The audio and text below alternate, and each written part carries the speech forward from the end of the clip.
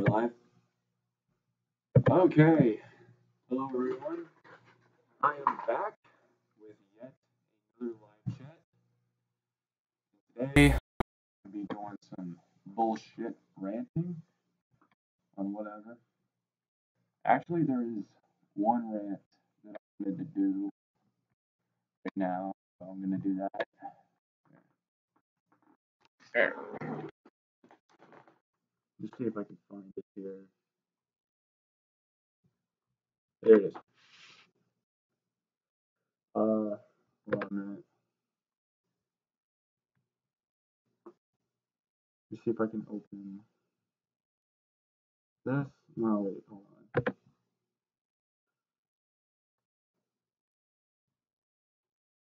Damn it. How do you open that? Oh, wait, never mind. Here it is right here. Yeah, let's just get started with this. Years ago, I interviewed Kwesi Mfume, then the president of the NAACP. As between the presence of white racism and the absence of black fathers, I asked him, which poses the bigger threat to the black community? Without missing a beat, he said, the absence of black fathers. Yeah, I couldn't find this anywhere. I looked on Google to see where he got this from. I couldn't find it. So I don't know if he's lying or, he's just not showing his information. Oh, wait, no, wait a minute. He isn't showing his information because he doesn't cite his sources.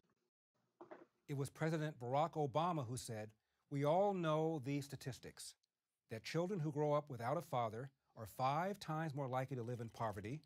Okay, already, right off the bat, pure bullshit. All right?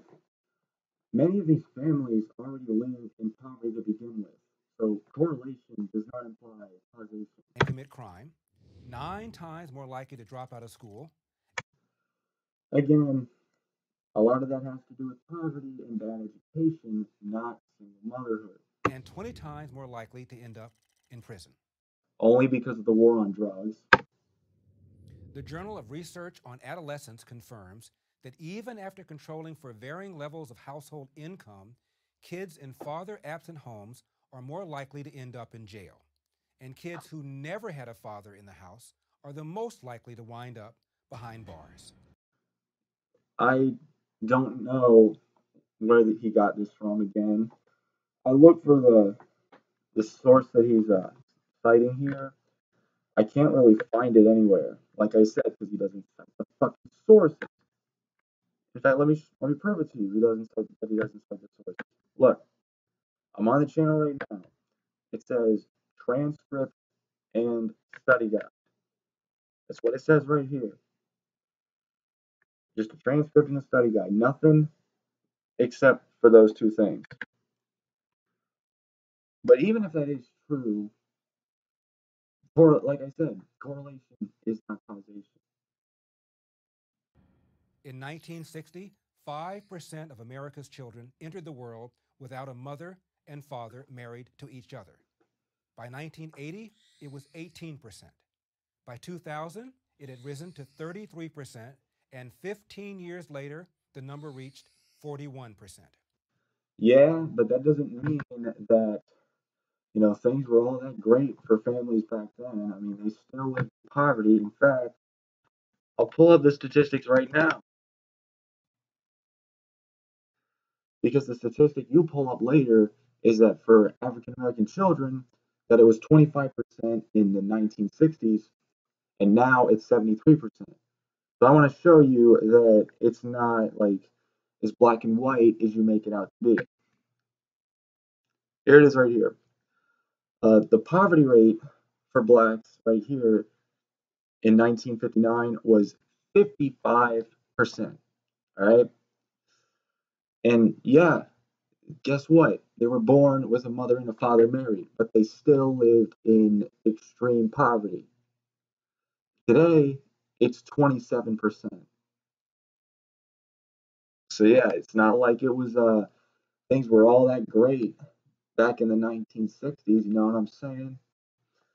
For blacks, even during slavery, when marriage for slaves was illegal, black children were more likely than today to be raised by both their mother and father. Again, poverty statistics. Economist Walter Williams has written that, according to census data from 1890 to 1940, a black child was more likely to grow up with married Hmm. parents than a white child. For blacks, out of wedlock births have gone from 25% in I already talked 1965 about out of this. wedlock. Basic law of economics. If you subsidize undesirable behavior, you will get more undesirable behavior. Uh, uh, Maybe it's the fact that there's a huge problem of income and wealth inequality that so many of them live in poverty, not the fact that they're just all doing a bunch of undesirable things in life. I mean, that is a real thing, and you refuse to acknowledge it. In 1949, the nation's poverty rate was 34%. By Here we go. 1965, it was cut in half to 17%, all before President Lyndon Johnson's so called war on poverty. But after that war began in 1965, poverty began to flatline. From 1965 until now, the government has spent over $20 trillion to fight poverty. Okay, so yeah, it's true the poverty rate has flatlined, but again, do I need to say again? Correlation isn't causation. Every time the poverty rate has went up, it's not because of the war on poverty. It's because we've had so many recessions from the 1970s to today. You see this right here? A lot of recessions. Okay? The poverty rate has remained unchanged, but the relationship between poor men and women has changed dramatically. What? The relationship between poor men and women is. Oh, wait. I think I get what he's saying. That's because our generous welfare system allows women, in effect, to marry the government. This is not marrying the government, okay? This is women, or not even just women, but like men who have financial problems. They get government assistance because they simply don't have enough money to survive in the house. In fact, if you look at the poverty rate for both men and women, they're about the same. Oh, wait.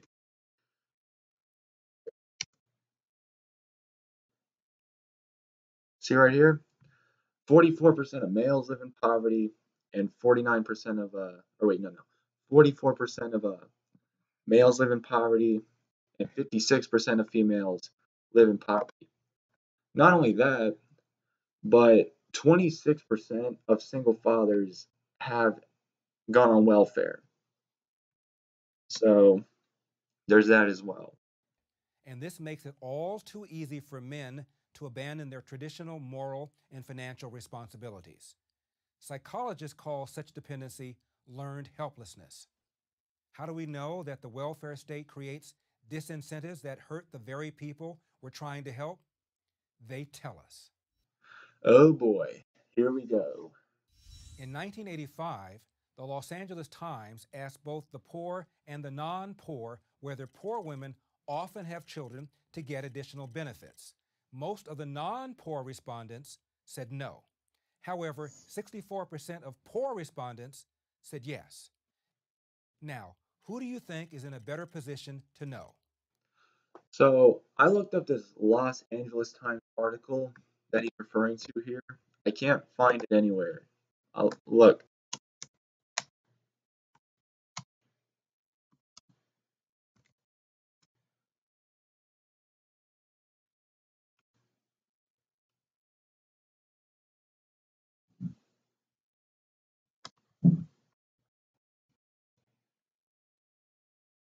Yeah, I can't find it anywhere. Maybe that's because he should cite the sources. Hmm, that'd be nice, wouldn't it? Tupac Shakur, the late rapper, once said, Okay, the rest of this is just him talking about Tupac basically admitting that he ran around with gangs because uh, he didn't have a father in the house. Okay, this is an example of one person. That's an anecdote. This is not data. This is an anecdote. But let's just move on to his last point because I really do care about this last point. Fathers matter. Until we have a government policy that makes that its first priority, nothing will change. Okay, so now you want more government in our lives, huh? More government when you're apparently a part of a party that's all about small government? Yeah, pretty hypocritical. I mean, shouldn't our top priority be getting our government out of these wars that we're fighting right now and not focusing so much on like fatherhood and all this other bullshit? Shouldn't that be our top priority? Apparently not to Larry Elder. He thinks that without fathers in the house, the moral decay of families and shit, when more of it has to do with poverty. So yeah, anyways, that's just a little bullshit rant. I'm just gonna get going. Whatever. I'm done.